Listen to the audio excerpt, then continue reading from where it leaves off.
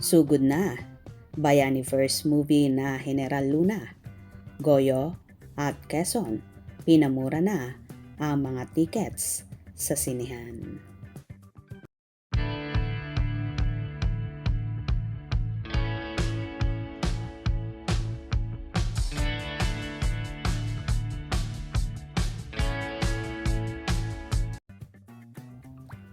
Mas pinamura na ang panonood ng sine ngayon. Wala ng 100 pesos. Sa post ng producer ng pelikulang Quezon, TBA Studios, starring Jericho Rosales, sinabi nila na for as low as 53 pesos per movie, ibabalik nga sa sinihan ang mga Bayani Burst movie na General Luna, Goyo, Ang Batang General at Quezon sa mga susunod na petsa at sinihan. March 25 to 31, 83 pesos per movie.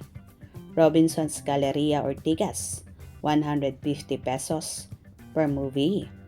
Sa SM Cebu, SM Fairview, SM North EDSA, SM Manila, SM MOA, Robinson's Antipolo, Robinson's Calasiao, Robinson's Manila, Robinson's Trias, Robinson's Galleria, South Robinson's Naga, Robinson's Haro, Robinson's Tugigaraw, Robinson's Valencia, Gateway Cineplex 18, 100 pesos per movie.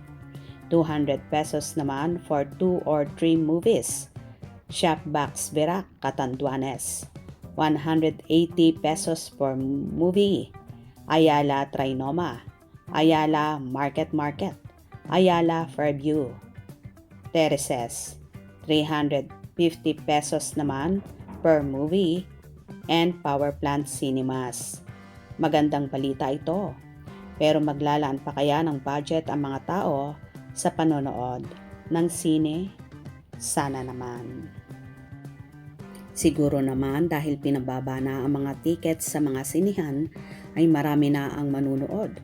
Bukod pa sa maraming aral ang mapupulot dito, maaalala din ang mga bayani at historic na karanasan sa ating bansa na minsan ay hindi nabibigyan ng pansin ng mga mamamayan. Dapat tinatangkilik ang mga ito lalong higit ng mga estudyante, politiko at mga nasa showbiz industry para maiangat pa ang industriya at makagawa pa ng maraming historical film na tatatak sa kasaysayan ng bansang Pilipinas. Kaya ating panoorin at suportahan ang mga nasabing pelikula na marami ang matututunan at malalaman sa kasaysayan ng ating mga bayani. Kung nagustuhan nyo ang video na ito, comment down below.